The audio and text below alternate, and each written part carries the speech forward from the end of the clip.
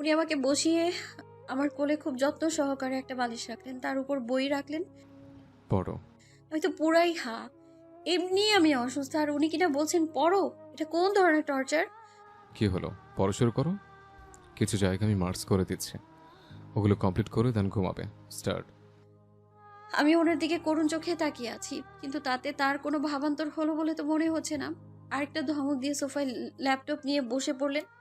বুইড়া জামাই হলে এই এক সমস্যা, আর কিছু খুঁজে না পেলে বই খাতা নিয়ে টর্চার করতে চলে আসে। ছোকরা টাইপ কাউকে বিয়ে করলে নিশ্চয়ই রোমান্টিক টর্চার করতো, ওটাই ভালো হতো। এই সুযোগে অ্যাটলিস্ট রোমান্সটা তো হতো, কিন্তু এখানে তো কি হলো, তোমার পড়া আমার কান পর্যন্ত পৌঁছাচ্ছে না কেন? শালা খাটাস। পড়লে তো পৌঁছাবে, বা পড়লে কেমনে পৌঁছাবে? হুম, কিছু বললে? না, পড়ছি তো। ও আচ্ছা, পড়ো। উনি আবার ল্যাপটপের মধ্যে ডুবে গেলেন, আর আমি বিরক্তির বই খাতায় পড়তে পড়তে কখন যে চোখ লেগে গিয়েছিল বুঝতেই পারিনি। হঠাৎ কারো ধাক্কায় চোখ মেলে তাকালাম। শুভ্র দাঁড়িয়ে আছে, তার ঠোঁট ক্রমাগত নড়ছে। বুঝতে পারছি উনি কিছু একটা বলছেন, কিন্তু হঠাৎ ঘুম ভাঙায় মাথা যেন হ্যাং হয়ে আছে আমার, যার কারণে আমার কান পর্যন্ত কিছু পৌঁছাচ্ছেই না। চোখটা আবার বন্ধ করে মাথাটা হালকা একটা চাটি দিয়ে চোখ খুলতেই দেখলাম শুভ্র আমার দিকে এক কাপ কফি এগিয়ে দিয়ে দাঁড়িয়ে আছেন। কাপ থেকে ধোঁয়া উঠছে ক্রমাগত। এই যে মিসেস, কফিটা খাও, ঘুম কেটে যাবে। অ্যান্ড আবার স্টার্ট করো। আজ ঘুমিয়ে পড়ি, কাল থেকে পড়বো। জি না, আজ কমপ্লিট করেই ঘুমাবা, নয়তো ঘুম নাই। মুখ গোমড়া করে কফি কাপে চুমুক দিলাম আমি। বাহ, বেশ টেস্টি তো। ঘড়ির দিকে তাকিয়ে দেখি 12:30 বাজে। এত রাতে কফি কে বানালো? আরিফ চাচা তো ঘুমিয়ে পড়ার কথা। আচ্ছা, এত রাতে কফি কে বানালো? সবাই তো ঘুমিয়ে পড়েছে। কৌতূহল নিয়ে প্রশ্নটা করলাম। কে বানিয়েছে সেটা ইম্পর্ট্যান্ট নাকি খাওয়াটা ইম্পর্ট্যান্ট? দুটোই ইম্পর্টেন্ট, বলুন না প্লিজ। কে বানালো কফি? আমি। হোয়াট? কেন, কি হয়েছে, চেঁচালে কেন? আপনি এত ভালো কফি বানান? কিভাবে? নীলিকে বানিয়ে খাওয়াতে খাওয়াতে শিখে গেছে। ও কফি খুব বেশি পছন্দ করত। আমাকে তো রীতিমতো শর্ত দিয়েছিল, যদি ওর জন্য স্পেশাল কফি বানানো শিখতে পারি তবেই ও আমার প্রপোজাল অ্যাকসেপ্ট করবে, নয়তো টাটা বাই বাই। এজন্য পুরো 1 মাস রান্নাঘরে মাকে কতই না বিরক্ত করেছে। আর আম্মুর চামচের দাগ পিঠে নিয়ে নিজেকে কতবার যে ধন্য করেছে তার ইয়ত্তা নেই। বলে উনি ঘর কাঁপিয়ে হু হু করে হেসে উঠলেন। আমিও হেসে দিলাম। উনি হাসলে খুব প্রাণবন্ত লাগে, কি সুন্দর একটা হাসি। হঠাৎই উনি হাসি থামিয়ে দিয়ে আমায় পড়তে বলেই বারান্দায় চলে গেলেন। হয়তো বুকের কষ্টটা আবারও চাড়া দিয়ে উঠেছে। আর কিছু না ভেবে একটা দীর্ঘশ্বাস ফেলে পড়তে শুরু করলাম। কোচিং এর সামনে দাঁড়িয়ে আছি, মাত্রই ছুটি হলো। কালকের অ্যাক্সিডেন্টের পর মামুর কঠিন নির্দেশ শুভ্রর সাথেই আসা যাওয়ার ব্যাপারটা সম্পন্ন করতে হবে। আর আমি তো বরাবরই বাধ্য মেয়ে, তাই ঘাড় দুলিয়ে মেনেও নিয়েছি। ডানের রাস্তার দিকে আমার নজর, ওই দিক থেকেই শুভ্র আসবে। চোখ দুটো অপেক্ষার প্রহর গুনছে। এই অপেক্ষা জিনিসটা খুবই বাজে। হঠাৎই কারো ডাকে পাশ ফিরে তাকালাম। হেই রোদ। জি, আপনি? হুম, আজও রিক্সার জন্য ওয়েট করছো? না ভাইয়া, আজ আপনার বন্ধুর জন্য অপেক্ষা করছি। আচ্ছা, কাল শুভ্র ওভাবে রেগে গিয়েছিল কেন? মনে হলো রাগের কারণটা আমি। আমি একটা হালকা হাসি দিলাম, কিছুই বললাম না, কিছু বলারও নেই। তোমার হাসিটা খুব সুন্দর। আচ্ছা, শুভ্রের সাথে ওনার আর কিছু বলার সুযোগ হয়ে উঠলো না, তার আগেই শুভ্র গাড়ি নিয়ে এসে সামনে দাঁড়ালেন। সাহেল ভাইয়াকে দেখে যে উনি রেগে গেছেন তা ওনার চেহারা স্পষ্ট, তবুও ঠোঁটে একটা বাঁকা হাসি ঝুলিয়ে বলে উঠলেন। কি রে সাহিল, তুই এখানে? ও, রাহুল ভাইয়ের সাথে দেখা করতে আসছিলাম। রোদেলাকে দেখে থেমে গেলাম, বেচারি একা দাঁড়িয়েছিল, তাই ভাবলাম একটু কোম্পানি দেই। খুব ভালো ভাবনা, তবে ওকে নিয়ে কম ভাবলে চলবে। রোদ, উঠে আসো। ভালো থাকিস সাহেল। সাহেল ভাইয়া ওনার কথাটা হয়তো ঠিক ধরতে পারলেন না, আমাদের দিকে হাঁ করে তাকিয়ে থাকলেন বেশ কিছুক্ষণ। গাড়ি চলছে তার আপন গতিতে। ওনাকে দেখে খুব মন মরা লাগছে, কিছু জিজ্ঞেস করার সাহসও হয়ে ওঠে না। গাড়িতে ওঠার পর থেকে এই পর্যন্ত শুধু এটাই বলছেন। সাহেল থেকে দূরে থেকো। I think he likes you, but you are not for him. ব্যাস, তারপর থেকে চুপ। গাড়িটা একটা পার্কের সামনে এসে থামলো। আমাকে নামতে বলে উনি হাঁটা দিলেন। শত শত প্রেমী যুগলদের প্রেম লীলাকে না দেখা করে পার্কের এক কোণায় এসে দাঁড়ালাম। ভাবছিলাম এখানে আসার কারণটা কি হতে পারে। তখনই একটা মেয়ে বিদ্যুৎ বেগে ছুটে এসে ওনাকে জড়িয়ে ধরলেন। মেয়েটা কাঁদছে দেখে মনে হচ্ছে জামাই মরে গেছে। যত সব আজাইরা। আমি রীতিমতো বরফ হয়ে দাঁড়িয়ে আছি। এসব কি? আমার জামাই আরেকজনের সাথে প্রেম করার জন্য আমায় নিয়ে এসছে এখানে। কি অদ্ভুত ব্যাপার। ওনাদের দুইজনকে এই অবস্থায় দেখে ভেতরটা বড্ড জ্বলছে। তার সাথে পাল্লা দিয়ে জ্বলছে আমার চোখ দুটো। চোখের পলক পড়লেই ঝরে পড়বে একরাশ অবহেলা মাখানো বৃষ্টি। নীলিমা আপুকে উনি ভালোবাসেন কথাটা শুনলে এখন আর খারাপ লাগে না, ওটা আমার জানা কথা। আর প্রথম ভালোবাসাকে মানুষ এত ইজিলি ভুলতে পারলে ভালোবাসা নামক জিনিসটা এত কষ্টের হতো না, আর না হতো এত আবেগময়। সত্যি বলতে আমি নিজেও কখনো চাই না উনি নীলিমা আপুকে ভুলে যাক। নীলিমা আপু থাকুক তার মনে, অনুভূতি আর স্মৃতির পাতায়। কিন্তু তার পাশে আমারও যে ঠাঁই চাই, একটুকু ঠাঁই। আমি ওনাদের দিকে টলমলো চোখে তাকিয়ে আছি। শুভ্র আমার চোখের দিকে এক পলক তাকিয়ে মেয়েটাকে ঝটপট নিজে থেকে ছাড়িয়ে একটু ডিস্টেন্সে দাঁড় করিয়ে দিলেন। হয়তো আমার চোখের আকুতি উনি বুঝতে পেরেছিলেন। মেয়েটা এখনো কেঁদেই চলেছে, বিরতিহীন কান্না যাকে বলে। আমি ভ্রু কুঁচকে তীক্ষ্ণ দৃষ্টিতে মেয়েটাকে পর্যবেক্ষণ করছি। কেমন ফাজিল মেয়ে, অন্যের বরের গায়ে এমনভাবে ঢলে পড়ছে যেন বরটা আমার না, ওর নিজেরই। ইচ্ছে করছে মেয়েটার প্রতিটা চুল টেনে ছিঁড়ে দিই আমি। অসভ্য মেয়ে। এই মেয়ে, এভাবে কাঁদিস না প্লিজ। দেখ, সব ঠিক হয়ে যাবে। এভাবে ভেঙে পড়লে চলবে বল? আরে মেয়েটা ভেঙে পড়ুক, ইচ্ছে হলে ভেঙে টুকরো টুকরো হয়ে যাক, তাতে তোর কি রে? আবার কাঁধে হাত রাখা হচ্ছে। ইচ্ছে তো করছে এই খাটাসটার হাত ওই মাইয়ার কাঁধের সাথে স্টেপলার দিয়ে লাগিয়ে দিই। হ্যাঁ, মাথাটা প্রচুর ব্যথা করছে। অতিরিক্ত রেগে গেলেই আমার মাথায় যন্ত্রণা তাদের অস্তিত্বের জানান দেয়। এখনো তাই হচ্ছে। কি ঠিক হয়ে যাবে সুবি? কিভাবে ঠিক হবে? Is you possible? No Subi, not possible. কি শুভি? হায়রে প্রেমের ডাক, শুভি মাই ফুট। আল্লাহ এই দিনটা দেখানোর জন্য আমাকে বাঁচিয়ে রেখেছো। ক্যারেক্টারলেস হাজবেন্ড আমার। নীলি আপু, তুমি মরে গিয়ে তো বেঁচে গিয়েছো, নয়তো এই কাহিনী দেখে হার্ট অ্যাটাক করতে। দেখ, জানি তোর সাথে যা হয়েছে তা কোনোভাবে শুধরানো যাবে না, কিন্তু জানিস তো, যা হয় ভালোর জন্যই হয়। এটাও হয়তো ভালোর জন্যই হয়েছে। নিজেকে নিজের মতো গুছিয়ে নেওয়ার সুযোগ পেয়েছিস। বলাটা যত সহজ সুবি। আচ্ছা, তুই পেরেছিস মেনে নিতে? উনি কিছুক্ষণ চুপ করে থেকে ঠোঁটে শুকনো হাসি ঝুলিয়ে বলে উঠলেন, এই তো বেঁচে আছে। মানতে না পারলে হয়তো বাঁচতেও পারতাম না। আমার তো সব শেষ হয়ে গেল রে। স্বপ্ন, আশা, আকাঙ্ক্ষা সব। বাবা জিতে গেল আর আমি বরাবরের মতো পরাজিত। নিজেকে খুব অপরাধী মনে হচ্ছে। বাবা মাকে দেওয়া কষ্ট আর অপমানকে পুঁজি করে সুখের ঠিকানায় ছুটেছিলাম, কিন্তু দেখ না, সেটার শাস্তিটাও পেয়ে গেলাম। ভুল যা করেছিস তো করেছিস, সেটা শুধরাতে পারবি না। কিন্তু নিজেকে একটা সুযোগ দে, আর কান্নাটা থামা। কাল আমার অফিসে আয়, আমি সব ঠিক করে রেখেছি। একদম টেনশন নিস না, আমি তো আছি ডাফার। এখন আমার একটু হেসে দেখা। মেয়েটা শুকনো একটা হাসি দিয়ে চোখ মুছে নিয়ে আমাকে ইশারা করে বলে উঠল, ওকে। ও রোদ। রোদ? বাহ, দেখতে তো বেশ মিষ্টি। নীল ঠিকই বলতো, একদম পুতুলের মতো। আমি শুকনো একটা হাসি দিলাম। উনিও মুচকি হাসলেন। এমা, এটা কি হলো? এ মেয়েটা আমাকে চেনে? তোদের দুজনকে কিন্তু বেশ মানিয়েছে। নীলিকে সেকেন্ড চয়েস দেওয়া হলে নীলেও হয়তো তোর জন্য রোদকে সিলেক্ট করতো। উনি অনেকটা জোর করেই একটা হাসি দিলেন। হয়তো নীলি আপুর নামটা বুকে আঘাত করছে বারবার। এই যে রোদ, তোমার বর তো পরিচয় করে দেবেই না। আমি নিজে ইন্টারাকশনটা শেষ করে নেই, কি বলো? আমি মিথিলা, শুভ্রের ফ্রেন্ড। আমিও হালকা হাসলাম। আমি রোদ, রোদেলা। শুভ্রর বউ, তাই তো? আমি মাথা নিচু করে নিলাম। ওনার মুখে শুভ্রর বউ কথাটা একদম বুকে গিয়ে লাগলো আমার। আচ্ছা মেথি, এবার আমাদের যেতে হবে। কাল অফিসে চলে আসিস, বাকি কথা ওখানে কমপ্লিট করব। ওকে? কথাটা বলেই আমাকে নিয়ে গাড়িতে উঠে গেলেন। আমিও মুখ ফুলিয়ে বসে আছি, দুজনেই চুপচাপ। হঠাৎ নীরবতা ভেঙে উনি বলে উঠলেন, কি ব্যাপার, এভাবে মুখ ফুলে বসে আছো কেন? এমনিতে তো মুখে খই ফোটে। আমি কিছু না বলে মুখ ঘুরিয়ে নিলাম। কি হলো, কথা বলছো না কেন? ভাবছি। লাইক সিরিয়াসলি তুমি ভাবছো? তো না, তুমিও ভাবো? শুনে অবাক না হয়ে পারলাম না। এক্সকিউজ মি, আপনাকে বলতে হবে কেন শুনি? না, মিসেস নওশিন আবরার কি ভাবছে জানার খুব কিউরিওসিটি হচ্ছে। জানিয়ে ধন্য করবেন প্লিজ। ভাবছি আমি কার পাকা ধানে মই দিয়েছিলাম যে আল্লাহ আমার জন্য এমন ক্যারেক্টারলেস হাজবেন্ড চুজ করলো। ভাবনার বিষয়, তাই না? হোয়াট? আমি ক্যারেক্টারলেস? তো এতে কি কোনো সন্দেহ আছে? আমার তো নেই। আপনার বয়স কত? মাত্র 25, তাই তো? এই 25 বছরে অলরেডি 2 বিয়ে করে ফেলেছেন আর একজনের সাথে পার্কের কোণে দাঁড়িয়ে মাখামাখি করছেন। এরপর আর কোনো প্রমাণের প্রয়োজন আছে কি? উনি আমার দিকে রাগী দৃষ্টিতে তাকিয়ে আছেন, যেন এক্ষুনি গিলে খেয়ে ফেলবেন আমায়। আমিও ডোন্ট কেয়ার ভাব নিয়ে বসে রইলাম। আমি মাখামাখি করছিলাম? এমন বাচ্চা মেয়ের মুখে সব ফালতু ওয়ার্ড আসে কই থেকে?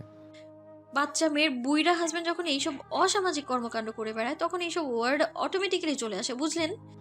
আমি অসামাজিক কর্মকাণ্ড করছিলাম? তা নয়তো কি? এমনভাবে মেয়েটার সাথে চিপকেছিলেন দেখে মনে হচ্ছিল হানিমুন করতে গেছেন। হ্যাঁ। হোয়াট? Like seriously? এসব বাজে চিন্তা শুধু তোমার মাথায় আসতে পারে। রিডিকুলাস রোদ। মিথি আমার জাস্ট ফ্রেন্ড। জাস্ট ফ্রেন্ড হলেই গলায় ঝুলে পড়তে হবে নাকি আজীব? তাহলে আমিও কাল কোচিং গিয়ে আসিফের গলায় ঝুলে পড়বো। আসিফও তো আমার জাস্ট ফ্রেন্ড, তাই না? হোয়াট? ঠাঁটিয়ে দিব একটা। আমার সাথে তোমার তুলনা? তুলনা কেন হবে না? অবশ্যই হবে। মামার বাড়ি আবদার নাকি পাবলিক প্লেসে অন্য মেয়ের সাথে জড়াজড়ি করবেন আর আমি মেনে নেব বুঝি? কখনো না। আমি মোটেও জড়াজড়ি করছিলাম না।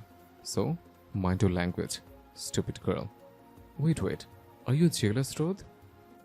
অবভিয়াসলি আমি জেলাস ফিল করছি। আর এত মুড নিয়ে বলার কি আছে বুঝলাম না। মেয়েরা তার স্বামীকে ভালোবাসুক বা না বাসুক, পছন্দ করুক বা না করুক, তবুও তারা জেলাসি ফিল করবেই। এটা বাঙালি মেয়েদের নেচার।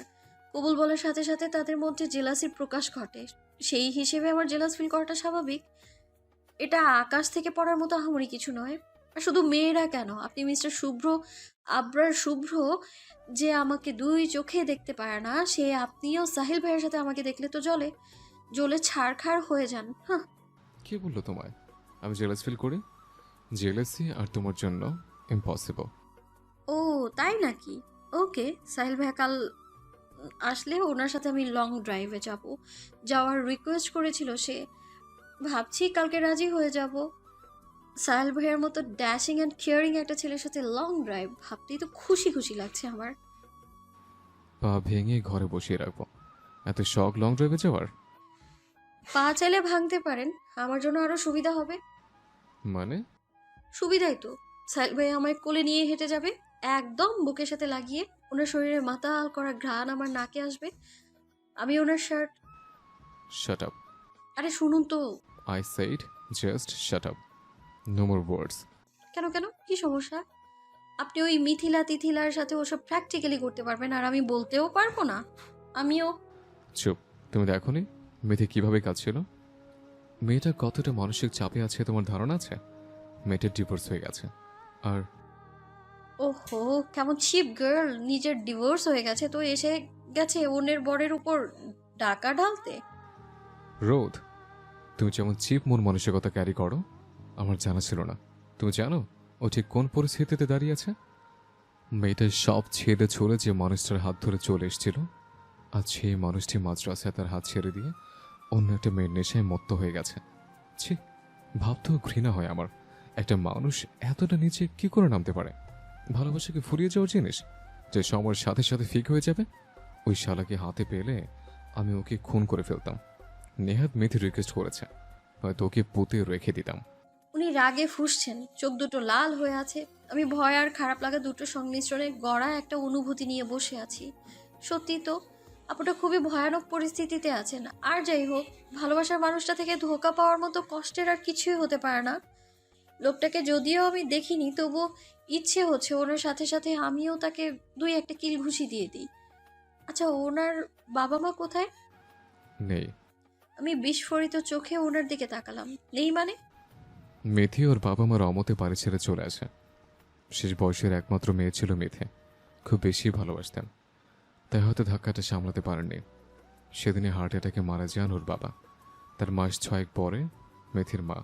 মেথি বড্ড অন্যায় করে ফেলেছে, তাই হয়তো শাস্তিও পাচ্ছে। আমি একটা দীর্ঘশ্বাস ফেললাম। এই মুহূর্তে কে দোষী আর কে নির্দোষ ভাবতে ইচ্ছে করছে না, তাই চুপচাপ গাড়ির সিটে গা এলিয়ে দিয়ে চোখ বুজে নিলাম আমি। উনি আবারও বলে উঠলেন, কাল রাতে যখন ব্যাপারটা জানতে পারলাম তখন ভীষণ ধাক্কা খেয়েছিলাম। মিথি প্রেগনেন্ট জেনেও ছি, সে মন দ্যাট গায়। তাই তোমাকে বেশি করে পড়তে বলছে। তোমাকে নিজের পায়ে দাঁড়াতে হবে, সেলফ ডিপেন্ডেন্ট হতে হবে। পড়াশোনাটা ছেলেদের থেকে মেয়েদের আরও বেশি প্রয়োজন। আমি চাই না তুমি কখন এমন পরিস্থিতিতে পড়ো। আমি ওনার দিকে অবাক চোখে তাকালাম। এই লোকটার মাথায় তাহলে ভালো চিন্তাও আছে। বাহ, শুনে শান্তি পেলাম। তাহলে এই জন্যই বুঝি উনি কাল রাতে আমার উপর বই খাতা টর্চার চালিয়েছিলেন। জামাই আমার এতটাও খারাপ না। ওনার গালে একটা কিসি দিতে ইচ্ছে করছে। উনি সামনের দিকে এক দৃষ্টিতে তাকিয়ে আছেন, হয়তো কিছু ভাবছেন। আমি ধীরে ধীরে ড্রাইভিং সিটের দিকে এগিয়ে গেলাম।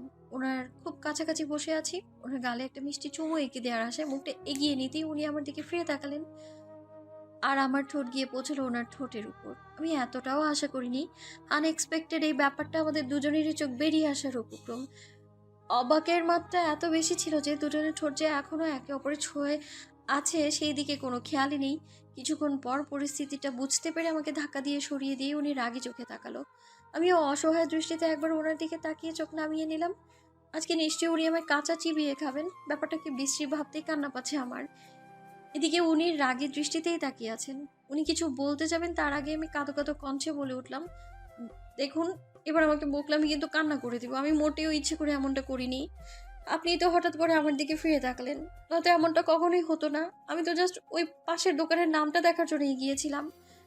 নার্ভাসনেসে কি বলতে কি বলেছি আল্লাহ মালুম, তবে কাজ যে হয়েছে সেই অনেক। উনি আর কিছু না বলে দাঁত কটমট করতে করতে গাড়ি স্টার্ট দিলেন। আমিও হাফ ছেড়ে বাঁচলাম। ওনার সাথে বিয়ে হয়ে জীবনটা মরুভূমি হয়ে গেছে আমার। মাঝে মাঝে মরিচিকা দেখা মিললেও ওনার রাগী চোখের তাপে ওইগুলোও হারিয়ে যায়। ধ্যাৎ, রাত 11টা বাজে। আমি ড্রয়িং রুমে দাঁড়িয়ে আছি, শুধু শুধু দাঁড়িয়ে আছি। ব্যাপারটা মোটেও তেমন না। আসলে আমি শুভ্রকে খুঁজছি। আমাকে পড়তে দিয়ে সেই 10টায় রুম থেকে বেরিয়েছে, এখন বাজে 11টা। গত 1 ঘন্টা ধরে মানুষটা হাওয়া। বাড়ির প্রতিটা ঘর চেক করে ওনার টিকিটারও সন্ধান না পেয়ে এইখানে এসে দাঁড়িয়ে আছি আমি। হঠাৎ মামুনিকে দেখতে পেলাম। একটা ট্রেতে 3 কাপ কফি আর কিছু হালকা খাবার নিয়ে সিঁড়ির দিকে এগোচ্ছে। ব্যাপারটা কি? সবার ডিনার কমপ্লিট, এখন এইসব কে খাবে? আর কিছু না ভেবে মামুনির কাছে চলে গেলাম, যদি শুভ্রর কোনো খবর পাওয়া যায়। এসব কার জন্য গো?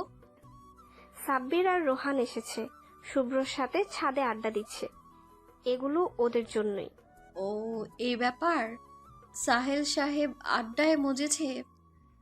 আচ্ছা মামুনি, দাও আমি দিয়ে আসছি। তুমি ঘরে যাও। মামুনি প্রথমে মানা করলেও এক প্রকার আমার কথা রাখতেই আমার হাতের ট্রেটা ধরিয়ে দিয়ে চলে গেলেন। আমি মনের সুখে সিঁড়ি বেয়ে উপরে উঠছি, কিন্তু ছাদের দরজার কাছে এসে আমার পা যেন অটোমেটিক থেমে গেল। ওনাদের কথাগুলো আমার কানে স্পষ্ট। ওনাদের গল্পের মূল বিষয় যে আমি, সেটা বুঝতে বাকি রইল না। ওনাদের মুখে রোদ নামটা শুনেই থমকে দাঁড়ালাম। তুই কি রোদকে ভালোবাসিস? তোরা প্লিজ চুপ করবি? এসব বলতে এত রাতে এখানে এসেছিস নাকি? তোর যদি তাই মনে হয় তাহলে তাই, এখন উত্তর দে। হয়তো না। হোয়াট? হয়তো? একটা হয় তোর মধ্যে তুই একটা মেয়ের জীবন বেঁধে রাখছিস? ভয়। হোয়াট? হারানোর ভয়। ফাজলামো করিস? ভালোবাসিস না আবার হারানোর ভয়? সব কিছুর একটা লিমিট আছে। পাগল হয়েছিস তুই? রোদ আমার বউ। রোহান ভুল কি বলছে শুভ্র? ওকে ভালোবাসিস না, স্ত্রী হিসেবে পুরোপুরি মানতেও পারিস না, আবার হারানোর ভয়ও পাস। এসব কি?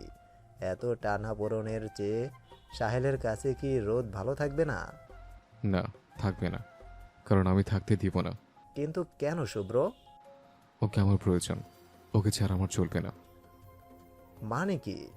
খুলে বলবি প্লিজ? ভালোবাসিস না আবার বলছিস প্রয়োজন? বলত মনে হয় আমাদের। যা সত্য তাই বলছে। তোরা তো জানিস, নীলি মারা যাওয়ার পর আমি কতটা ডিপ্রেশনে চলে গিয়েছিলাম। 3 মাসে 7-8টা বার সুইসাইড অ্যাটেম্প করেছে। হয়তো আরও করতাম, কিন্তু তোদের জন্য হয়ে ওঠেনি। আমার অবস্থা কেমন হয়েছিল তা হয়তো তোরাই ভালো জানিস। আমার সিচুয়েশনটা হয়তো তোরা বুঝতে পারতি, বাট আমার মনের অবস্থাটা, প্রতিটি মুহূর্ত দম বন্ধ হয়ে আসতো। নীলের কথা মনে পড়তে নিজেকে শেষ করে দিতে মন চাইতো। যে মেয়েটাকে একদিন না দেখলে পাগলামো শুরু করতাম, সে মেয়েটাকে নিজ হাতে মাটি চাপা দিয়েছে। ভাবতেই শ্বাস বন্ধ হয়ে আসতো। তখন মরে যাওয়াটি আমার কাছে সবচেয়ে শান্তির বলে মনে হতো। কেউ শখ করে সুইসাইড করে না, কতটা কষ্ট বুকে চেপে তারা এই ডিসিশন নেয় সেটা আমি বুঝেছি প্রতিটি মুহূর্তে। ভালোবাসাটা ভুলে যাওয়া কি এতই সহজ? তোদের কাছে হয়তো বিষয়টা অতিরঞ্জিত বলে মনে হয়, কিন্তু আমার কাছে নয়। তোরা ভাবছিস আমি কেন নীলিমাকে ভুলে যাই না, কিন্তু সত্যিটা হলো আমি ওকে ভুলতেই চাই না। আর নীলিকে ওকে ভুলে যাওয়ার জন্য আমাকে ভালোবেসেছিল, আজও নেই। আর তাই আমি ওকে নিজের জীবন থেকে ছুড়ে ফেলবো, ভুলে যাব? এতটা নিচ আমি? আমার ভালোবাসাটা কি এতটাই ঠুনকো? কিন্তু হ্যাঁ, ভালোবাসাটাই জীবনের সব কিছু নয়। রেসপন্সিবিলিটি, ফ্যামিলি, অনেক কিছু জড়িয়ে থাকে এই জীবনটার সাথে। আমি শুধু নিজেকে নিয়েই পড়েছিলাম। এদিকে যে আমার চিন্তায় মা অসুস্থ হয়ে পড়ছে বুঝতে পারিনি। একদিন বাবা আমাকে এসে বলল, মা নাকি 3 দিন যাবৎ হসপিটালে অ্যাডমিট। কথাটা শুনে আমি অবাক হয়েছিলাম। 3 দিন ধরে মা অসুস্থ, আর আমি জানি না। বাবার কাছ থেকে জানতে পারলাম মার অসুস্থ হওয়ার কারণটা আমি। আমাকে নিয়ে চিন্তায় মা এতটা অসুস্থ হয়ে পড়েছে। ছোট থেকে মার আদরের ছেলে আমি, তাই হয়তো আমার অবস্থাটা মা মেনে নিতে পারেনি, আর আমিও পারিনি মার অবস্থাটা মেনে নিতে। তাই তো নিজের কষ্টটাকে হালকা পর্দা মেলে দিয়ে হসপিটালে ছুটে গিয়েছিলাম। সেরে ছিল 3 মাসের মধ্যে প্রথম নিজের ইচ্ছে ঘরের বাইরে পা ফেলা। মাকে দেখে বুঝতে পেরেছিলাম মাকে বাঁচাতে হলে আমাকে বেঁচে থাকতে হবে, আর বেঁচে থাকতে হবে সুস্থভাবে। শুরু হলো অভিনয়, নিজের সাথে যুদ্ধ। প্রতিটি মুহূর্তে নিজের অস্তিত্বটাকে হারিয়ে ফেলছিলাম। হঠাৎ করেই বাবা ভাইয়ার বিয়ে ঠিক করলো। ডক্টরদের ধারণা মাকে হাসিয়ে খুশি রাখলে খুব তাড়াতাড়ি সুস্থ হয়ে উঠবেন, আর মাকে খুশি করার এটাই বেস্ট ওয়ে। ভাইয়ার বিয়ের দিন হঠাৎই বাবা ডেকে বললেন রোদকে বিয়ে করতে হবে। কথাটা শুনে আমি চরম অবাক হয়েছিলাম। ওই বাচ্চা মেয়েটাকে নাকি বিয়ে করব? পাগল নাকি আমি? আমি শুধু নীলিকে ভালোবাসি। শুধু শুধু করে মেয়ের জীবন নষ্ট করতে যাব কেন? কিন্তু সেদিন আমার যুক্তিটা ব্যর্থ হলো। মার করুণ চাহনিতে বাবার এক কথা, রোদের মাঝে মার ছায়া আছে, রোদই নাকি বারবে নীলিকে ভুলিয়ে দিতে। কথাটা শুনে প্রচণ্ড রাগ লাগছিল। ওরা কেন বুঝতে পারছে না যে আমি নীলিকে ভুলতে চাই না? ভেবেছিলাম রোদ হয়তো রাজি হবে না, কারণ ও তো জানে আমি নীলিকে কতটা ভালোবাসি। কিন্তু এবারও নিরাশ হতে হলে আমাকে। রোদ বিয়েটা করেই নিল। সব ক্ষোভ কষ্ট সবকিছু রোদের উপরে গিয়ে পড়ল। ওকে দেখলেই রাগ লাগতো, কিন্তু বিয়ের পরের দিন ওর বলা কথাগুলো আমাকে নাড়া দিল। সত্যিই তো, বাচ্চা মেয়েটার তো কোনো দোষ নেই। সেদিন মনে হচ্ছিল যদি একবার নীলিকে জড়িয়ে ধরে কাঁদতে পারতাম, বলতে পারতাম প্লিজ ফিরে আসো, আমি মরে যাচ্ছি, দম বন্ধ হয়ে আসছে। এটুকু বলে উনি চুপ হয়ে গেলেন। আমি স্থির হয়ে দাঁড়িয়ে আছি। ওনার প্রতিটা কথা আমার বুকে যেন তীরের মতো বিচ্ছে। হয়তো উনি কাঁদছেন, আমিও কাঁদছি, জানি না কেন, কিন্তু খুব কান্না পাচ্ছে আজ। উনি দীর্ঘশ্বাস ফেলে আবারও বলতে শুরু করলেন, বাবার কথাটা সত্য ছিল। আমি ডিপ্রেশন থেকে বেরিয়ে এসেছি। এমন নয় যে আমি নীলিকে ভুলে গেছি। আশ্চর্যের বিষয় হলো রোদ আশেপাশে থাকলে আমি নীলিকে আরো বেশি করে ফিল করি। রোদের নিঃশ্বাসের শব্দে ওর চাহনিতে নীলিমার প্রকাশ স্পষ্ট।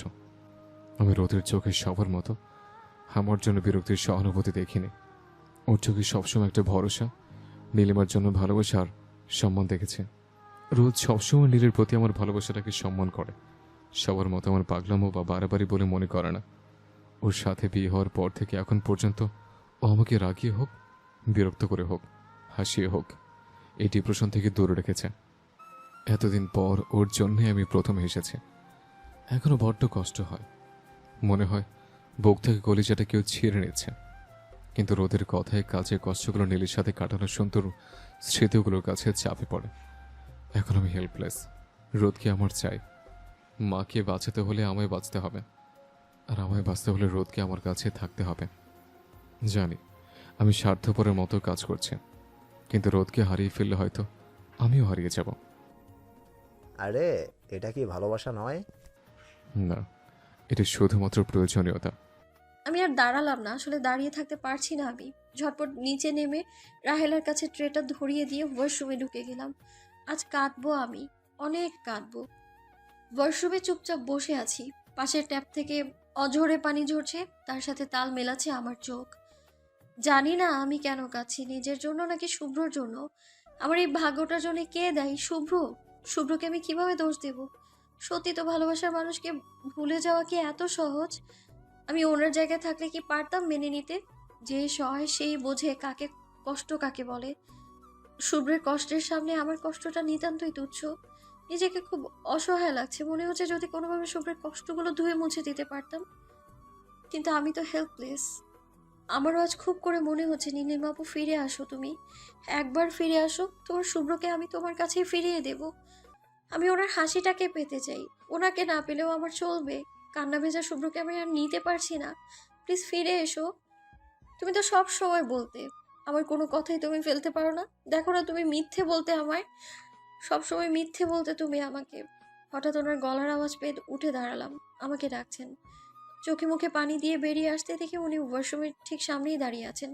চোখগুলো লাল হয়ে আছে, মুখটাও মলিন, হয়তো কেঁদেছেন। আমাকে দেখেই বললেন, তুমি ঠিক আছো? কেন? না, তোমার চোখ মুখ ফুলে আছে যে, তাই বললাম। এমনি ঘুমিয়ে পড়েছিলাম, তাই হয়তো। ওনার কথাটা আমার বুকে গিয়ে লাগলো। অন্য সময় হলে হয়তো এখন আমাকে ইচ্ছে মতো বকে দিতেন, কিন্তু আজ শুধু একটা ও। নীলিমা আপুকে খুব মিস করছেন, তাই না? আমার কথাটা শুনেই উনি উল্টো দিকে ফিরে বেলকনির দিকে পা বাড়ালেন, হয়তো চোখের জল লুকানোর চেষ্টায় আছেন। আমিও মিস করছি খুব। কথাটা শুনেই উনি ফিরে তাকালেন। চোখে ভার হয়ে থাকা অশ্রুগুলো নেমে গেল গাল বেয়ে। আমার চোখেও জল। উনি ধীরে ধীরে বিছানায় গিয়ে বসলেন, মাথা নিচু করে 2 হাত দিয়ে মুখ চেপে রেখেছেন। শরীর হালকা কেঁপে কেঁপে উঠে, বুঝতে পারছি কাঁদছেন। মাঝে মাঝে অবাক হই, কাউকে এতটাও ভালোবাসা যায়? আমার বুকটা ক্ষত বিক্ষত হয়ে যাচ্ছে ক্রমাগত। নিজের স্বামীকে এভাবে কাঁদতে দেখলে নিজেকে যে কতটা অসহায় বলে মনে হয়, সেটা কাউকে বোঝানোর ক্ষমতা আমার নেই। সাহস নিয়ে ওনার পাশে গিয়ে দাঁড়ালাম। কাঁপা কাঁপা হাতে ওনার কাঁধে হাত রাখতেই বাচ্চাদের মতো কাঁদতে লাগলেন। হয়তো আমার হাতের ছোঁয়ায় ভরসা খুঁজে পেয়েছেন। আমি হাত রাখতেই উনি ভাঙা ভাঙা কণ্ঠে বলে উঠলেন, ভীষণ কষ্ট হচ্ছে রোদ। আমার সাথেই কেন হলো এমন বলতে পারো? আমি আজ সবার কাছে অপরাধী। আমার দিকে সবাই আঙুল তুলে দাঁড়িয়ে আছে। বাবার কাছে আমি অপরাধী, তোমার কাছে অপরাধী, সাব্বির, রোহান, ওদের কাছেও আমি অপরাধী। ওদের ধারণা আমি আমার জেদ আঁকড়ে ধরে আছে। এটা আমার জেদ নয় রোদ, বিশ্বাস করো।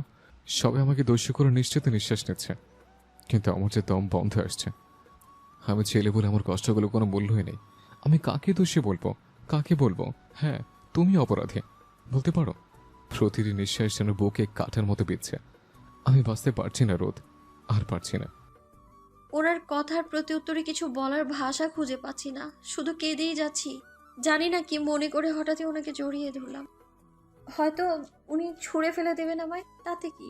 তবুও যেন ওনার সাথে মিশে গিয়ে ওনার কষ্টগুলোকে দুমড়ে মুচড়ে দিতে ইচ্ছে করছে। কিন্তু উনি তেমন কিছুই করলেন না, উল্টো আমাকে আলতো হাতে জড়িয়ে নিলেন নিজের সাথে। কষ্টগুলোকে ভাগ করে দিতে চাচ্ছেন হয়তো। দুজনেই কাছি, দুজনের কান্নায় একটা মানুষকেই ঘিরে। ওনার চোখের জলে আমার চুল, আর আমার চোখের জলে ওনার টি শার্ট ভিজে একাকার। উনি কিছুটা হেঁচকি তুলে বাচ্চাদের মতো করে বলে উঠলেন, নিলে কি এনে দিবা রোদ? প্লিজ একবার এনে দাও না। আমি না আর পারছি না, বিশ্বাস করো। একটু সহ্য হচ্ছে না আমার। আমি মরতেও পারছি না, আবার বাঁচতেও পারছি না। আমাকে বাঁচাও রোদ। আমার নীলিকে চাই, শুধু একটু দেখবো ওকে, একটা নজর। কতদিন দেখি না। ওনার কথায় হু হু করে কেঁদে উঠলাম। বুঝতে পারছি উনি ওনার মাঝে নেই। আবরার শুভ্র কখনো নিজের ইমোশনগুলো দেখায় না। নীলি আপু মারা গেছেন 4 মাস হতে চললো। এর মধ্যে কেউ ওনাকে কাঁদতে দেখেনি, শুধু আমি ছাড়া। হঠাৎই খেয়াল করলাম ওনার শরীর বড্ড গরম, আবারও জ্বর উঠে গেছে। সেই দিনে এমনটাই হয়েছিল, আজ আবারও। একটা দীর্ঘশ্বাস ফেলে ওনাকে উঠিয়ে বিছানায় শুয়ে দিলাম। রাত 12:30 বাজে। এত রাতে মামুনিকে ডাকা ঠিক হবে না, উনি তো নিজেই অসুস্থ। তাই এক বাটি পানি আর একটা কাপড়ের টুকরো নিয়ে পাশে বসতেই উনি আমার কোলে মাথা রেখে কোমর জড়িয়ে ধরলেন। ওনার গায়ের তাপে আমার শরীর কেঁপে উঠছে। উনি বিড়বিড় করে কিছু একটা বলছিলেন। কান পেতে যেটুকু শুনতে পেলাম তা হলো, নীলি, এবার আর যেও না। তুমি চলে গেলে আমি কাঁদবো। সম্পূর্ণ বাচ্চাদের মতো কথা। সবার মাঝে একটা বাচ্চা লুকিয়ে থাকে, সেটা হঠাৎ হঠাৎ বেরিয়ে আসে। বিষয়টা কিন্তু খারাপ না, বেশ ইন্টারেস্টিং। কিন্তু মনের অজান্তেই হেসে দিলাম আমি। নিজেই পিচ্ছি, আবার আমাকে পিচ্ছি বলে। কারো হ্যাচকা টানে ঘুম ভেঙে গেল। কোনো রকমে চোখটা খুলে দেখি শুভ্র অগ্নি দৃষ্টিতে তাকিয়ে আছে। আমি কিছু বুঝে ওঠার আগেই বলে উঠলেন, হোয়াট দ্য হেল রোদ, তোমাকে না বলছি আমার থেকে দূরে থাকবা? তুমি এইভাবে আমার কলেজের উপর শুয়ে আছো কেন? ওনার কথায় ব্যাপক রাগ লাগছে। আরে বেটা বলে কি, আমি ওনার কলিজার উপর শুয়েছিলাম নাকি উনি আমার কলিজার উপর শুয়েছিলেন? এ তো দেখি চোরের মায়ের বড় গলা। আমি না, আপনি শুয়েছিলেন, তাও আবার আমার কলিজার উপর। বাজে কথা বলবে না, আমি বোকা নই। পড়াশোনা বাদ দিয়ে শুধু বাজে চিন্তা। হোয়াট? আমি বাজে চিন্তা করছি? আর আপনি যে কাল রাতে কাল রাতে কি? হ্যাঁ, পড়া কমপ্লিট করছো তুমি ফাসিল মাইয়া? পড়াশোনা বাদ দিয়ে শুধু মাখামাখি করার চেষ্টা। ওনার কথা শুনে মনে হচ্ছে ওনার সবগুলো চুল টেনে টেনে ছিঁড়ি আমি। সারাটা রাত নায়িকা সাবানের মতো সেবা করার পর সকালবেলা বেটা ওমর সানির মতো স্মৃতিশক্তি হারিয়ে ফেলেছে। কেমনটা লাগে? ফাজিল পোলা, এত কষ্ট করে কেন সেবা করলাম? ভাই, আগে জানলে বেটাকে এমনি ফেলে রাখতাম, ওরে ভূত হয়ে নীলিয়াপুর সাথে লা লা লা লা করে ঘুরে বেড়াতে, সেটাই বেস্ট হতো। আচ্ছা, এই পানি ভর্তি বাটি এখানে কেন? ওখানে ডুবে মরতো তাই। কথাটা বলে ওয়াশরুমে চলে গেলাম। এই অসহ্যকর লোকটার সামনে বসে থাকার কোনো মানেই হয় না। ডাইনিং রুমে বসে আছি, সবাই খাবার নিয়ে ব্যস্ত আর আমি হাঁ করে তাকিয়ে থাকতে ব্যস্ত। খাবারের প্রতি আমার ইন্টারেস্ট আপাতত জিরো। আমার সামনে শুভ্র বসে আছে। ছেলেটা যে এতটা সুন্দর হতে পারে তার প্রমাণ দিতেই হয়তো ওনাকে এত সুন্দর লাগছে। উফ, ব্ল্যাক ড্রেস আপে এত ড্যাশিং লাগছে, ইচ্ছে হচ্ছে জুস বানিয়ে খেয়ে নিই তাকে। হঠাৎই উনি বলে উঠলেন, মুখটা অফ করে খাওয়ার দিকে মনোযোগ দাও। কত বড় অপমান! ছি! মামুনি তো আছে, আরিফ চাচা পর্যন্ত মুখ চেপে হাসছে। বেটা খাটাইস, মুখটা গোমড়া করে বসে আছে, কিন্তু তাতে কারো কোনো ভাবান্তর হলো না বলে মনে হলো না। সবাই সেই আগের মতোই হেসে চলেছে। উনি আবারও বলে উঠলেন, আমার আজ ইম্পর্টেন্ট মিটিং আছে, সো আজ আমি তোমাকে ড্রপ করতে পারবো না। ড্রাইভার চাচাকে বলে রাখছি, উনি তোমাকে পৌঁছে দেবে। কি এমন ইম্পর্ট্যান্ট মিটিং যে ওকে ড্রপ করতে পারবি না? বললাম তো ইম্পর্টেন্ট, আমি আসছি। কথাটা বলেই উনি উঠে গেলেন।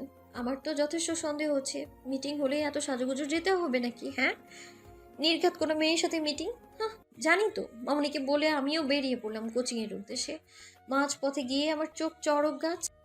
রাস্তার পাশে রেস্টুরেন্টে বসে আছে শুভ্র, পাশে একটা মেয়ে। মেয়েটাকে চিনতে আমার খুব বেশি কষ্ট হলো না। এটা সেই তিতালাও, মিথিলা। শুভ্র তাকে কিছু একটা বলছে আর মিথিলা শুভ্র হাত চেপে ধরে বসে আছে। ব্যাপারটা দেখে মেজাজটাই খারাপ হয়ে গেল আমার। এটাই ওনার ইম্পর্টেন্ট মিটিং, যার জন্য আমায় ড্রপ করার মতো টাইমটা তার হলো না। আমার থেকে এই মেয়েটা ওনার কাছে বেশি ইম্পর্ট্যান্ট হবেই বা না কেন? আমার তো মনে হয় আমি ছাড়া এই পৃথিবীর সবাই ওনার কাছে ইম্পর্ট্যান্ট। আমার থাকা না থাকা আসলেই ওনাকে বিন্দুমাত্র ভাবায় কি? আমার তো মনে হয় না। মাথা ব্যথাটা আবার নিজের অজান্তেই জানান দিচ্ছে। ইচ্ছে করছে দুজনের মাথা খুব জোরে ঠুসে দিয়ে একবার।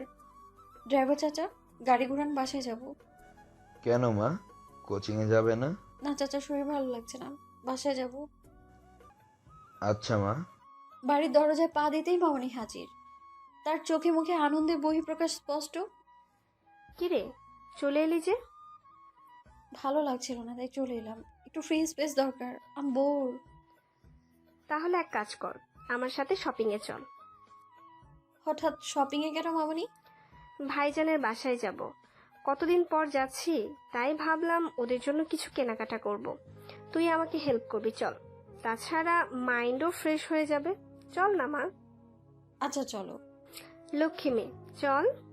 প্রায় 2 ঘন্টা ধরে শপিং মলে ঘুরে বেড়াচ্ছি, এখনো একটা শাড়ি পছন্দ করতে পারেনি মামনি। তার ধারণা তার ভাবিমাকে যেন কোনো জিনিস তো দেওয়া যাবে না, অবশ্যই স্পেশাল শাড়ি দিতে হবে। তাই এত ঘুরে ফিরে একটা দোকানের সামনে দাঁড়িয়ে আছি। আমার চোখে মুখে বিরক্তি স্পষ্ট। হঠাৎ পেছন থেকে কেউ একজন বলে উঠল, এই শাড়িটা কেমন? কথাটা শুনে আমি আর মামনি দুজনেই ফিরে তাকালাম। সাহেল ভাই ফিরোজা রঙের একটা শাড়ি নিয়ে দাঁড়িয়ে আছেন। শাড়িটা দেখে মামনি বেশ খুশি হলেন বলেই মনে হলো। খপ করে শাড়িটা নিজের হাতে নিয়ে তৃপ্তির হাসি দিলেন। থ্যাংক ইউ বাবা, শাড়িটা আসলেই সুন্দর। চাচমণি, তুমি আমাকে থ্যাংক ইউ বলছো? তুমি কে, আমায় চেনো? দেখছো, চিনতে পারোনি? আমি সাহেল। সাহেল? আরে, তুই তো তাল গাছের মতন লম্বা হয়ে গেছিস। শুধু লম্বা? হ্যান্ডসামও হয়েছিস। ওনাদের কথা শুনে আমি হেসে দিলাম। তখনই মামনি আমায় ইশারা করে বলে উঠলেন, ওর রোদ, শুভ্র। রোদের সাথে পরিচয় হয়েছে, সেদিন শুভ্র আর রোদের সাথে দেখা হয়েছিল। ওহ, তাহলে তো ভালোই। চল তাহলে এবার আমাকে হেল্প করবি। আচ্ছা চলো। সাহিল বেশ মজার মানুষ, পুরোটা সময় আমাকে আর মামনিকে হাসিয়েছে। একদম লাঞ্চ করে তবেই বাসায় ফিরেছি। সাহিল মামনিকে একটা শাড়ি গিফট করেছে, আমাকেও দিতে চেয়েছিল, বাট আমি নেইনি। কিন্তু গাড়ি থেকে নামার সময় সাহিল এক প্রকার জোর করেই হাতে একটা গিফট বক্স ধরিয়ে দিয়েছে। মামানি নিতে বলায় আমিও আর মানা করিনি। গিফট বক্সটা খুলে বেশ অবাক হলাম। বাক্সে খুবই সুন্দর একটা পায়েল, একদম নিউ কালেকশন। সারাদিনের ঘোরাঘুরিতে একদম টায়ার্ড হয়ে পড়েছি। বিছানার উপর ওনার ফোনটা পড়ে থাকতে দেখে আমার ফোনের কথা মনে পড়লো। সারাদিনে একবারও চেক করা হয়নি। ব্যাগ খুঁজে ফোন বের করে চরম অবাক হলাম। একটা আননোন নাম্বার থেকে 64 মিসড কল। কার এত দরকার পড়লো যে এতবার কল দিয়েছে আমায়? এসব ভাবতে ভাবতে ফোনের গিফট বক্সটা বিছানার উপর রেখে ফ্রেশ হতে চলে গেলাম। ওয়াশরুম থেকে বের হয়ে আবারও অবাক হতে বাধ্য হলাম। বিছানায় রাখা আমার পায়েলটার পুঁতি পাথর সব ঘরের মধ্যে ছিটে পড়ে আছে। আমার ফোনটারও সেম অবস্থা। ফ্লোর থেকে চোখ উঠিয়ে উপরে তাকাতেই মেজাজ গরম হয়ে গেল। শুভ্র সোফায় বসে খুব মনোযোগ দিয়ে ল্যাপটপে কাজ করে চলেছে। আমার আর বুঝতে বাকি রইল না যে কাজটা কার। ওনার সামনে কোমরে হাত রেখে দাঁড়িয়ে রাগী গলায় জিজ্ঞেস করলাম, এসব কে করেছে? আমি কিভাবে জানবো? ন্যাকামো করবেন না একদম, আমি জানি এসব আপনিই করেছেন। তো তো মানে এসবের মানে কি? করেছি, বেশ করেছে।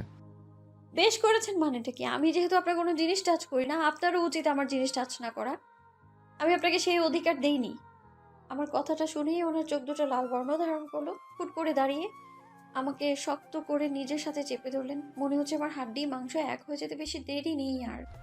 আমাকে অধিকার দাওনি তো কাকে দিয়েছ? সাহিলকে? বাজে কথা বলা বন্ধ করুন আর ছাড়ুন আমায়। কেন ছাড়বো? হ্যাঁ, আমার টাকা নেই নাকি আমার কিনে দেওয়ার সামর্থ্য নেই যে সাহেল থেকে তোমার জিনিস নিতে হবে? নাকি ওর তো জিনিসে মধু আছে? থাকলেই আপনার কি? উনি জিনিসটা মন থেকে ভালোবেসে দিয়েছেন, মধু তো থাকবেই। আর আপনার দেয়াতে থাকে শুধু দায়বদ্ধতা। ছাড়ুন আমায়। তাই? ভালোবাসা? এত ভালোবাসা? ওর ভালোবাসায় ডুবে গিয়ে বলছে আমার ফোন রিসিভ করার টাইম পাওনি? হ্যাঁ, আপনার যা মনে হয় তাই ভাবতে পারেন, আই ডোন্ট কেয়ার। বলেই ওনাকে ধাক্কা দিয়ে সরিয়ে দিতে গিয়ে উল্টো দুজনেই খাটে গিয়ে পড়লাম। ওনার জন্য বেশ সুবিধাই হলো বলে মনে হচ্ছে। আমাকে বিছানার সাথে শক্ত করে চেপে ধরলেন। ই ডোন্ট কেয়ার না? তোমার কোনো ধারণা আছে? ড্রাইভার চাচা যখন ফোন দিয়ে বলল তুমি অসুস্থ, তাই মাঝ রাস্তা থেকে ঘুরে আসছো, আমি কতটা টেনশনে পড়ে গিয়েছিলাম। ছুটে এসেছি বাড়িতে, আর এখানে এসে তো দেখি অসুস্থতার নামে রংলীলা চলছে। আপনাকে বলেছি আমাকে নিয়ে টেনশন করতে। আপনি আপনার ইম্পর্টেন্ট মিটিং নিয়ে টেনশন করুন, সাথে আপনার জাস্ট ফ্রেন্ড মিথিকে নিয়ে। আমি রংলীলা করছি না প্রেমলীলা করছি সেটা নিয়ে আপনাকে না ভাবলেও চলবে। চুপ, একদম চুপ। ছোট ভাই, ভাবি, খালা, আমি কিছু দেখি নাই। মাফ করবেন ছোট ভাইজান, আসলে দরজা খোলা ছিল তো, তাই আর নক করি নাই। রাহেলার হঠাৎ আগমনে আমি ভীষণ লজ্জায় পড়ে গেলাম। সে তো ভাবছে অন্য কিছু, কিন্তু এখানে তো হচ্ছে অন্য কিছু। আমি আবারও ছোটাছুটি শুরু করলাম, কিন্তু উনি তো ছাড়ার বিন্দুমাত্র প্রয়োজন বোধ মনে করছে না। আমাকে আগের মতোই চেপে ধরে রেখে রাহেলাকে বললেন, এসে তো গেছিস, আর এখন সরি বলে কি লাভ? তুই নিচে যা, আমরা আসছি। আচ্ছা। বলেই লজ্জারাঙা মুখ নিয়ে এক প্রকার ছুটে বেরিয়ে গেল। উফ, কি লজ্জার ব্যাপার! এই খাটাসটাকে খুন করে ফেলতে ইচ্ছে করছে এই মুহূর্তে। এই কি সমস্যা কি আপনার? হ্যাঁ ছাড়ুন বলছি। আর হ্যাঁ, আপনার জন্য একটা খুশির খবর। আমি কালই বাসায় চলে যাব। বাসায় চলে যাবো মানে? বাসায় চলে যাব মানে বাসায় চলে যাব। এখানে আর আমি থাকছি না। কারো জীবনে অপ্রয়োজনীয় আর অবহেলার বস্তু হয়ে থেকে যাওয়া আমার পক্ষে সম্ভব না। এত সাহস? এই বাসা থেকে বের হয়ে দেখাও, পা ভেঙে রেখে দেব। কেন, সমস্যা কি আপনার? আপনি তো এটাই চান যে আমি আপনার জীবনে না থাকি, তো থাকবো না। এতে আপনার সমস্যা থাকুক বা না থাকুক আমার তো কোনো কিছু যায় আসে না। আমি কালই চলে যাব মানে যাব। না, তুমি যাবে না। না, তুমি যাবে না। আমি যেতে দিব না। আজ থেকে কোচিং ছাড়া বাড়ির বাইরে বেরোনোই বন্ধ।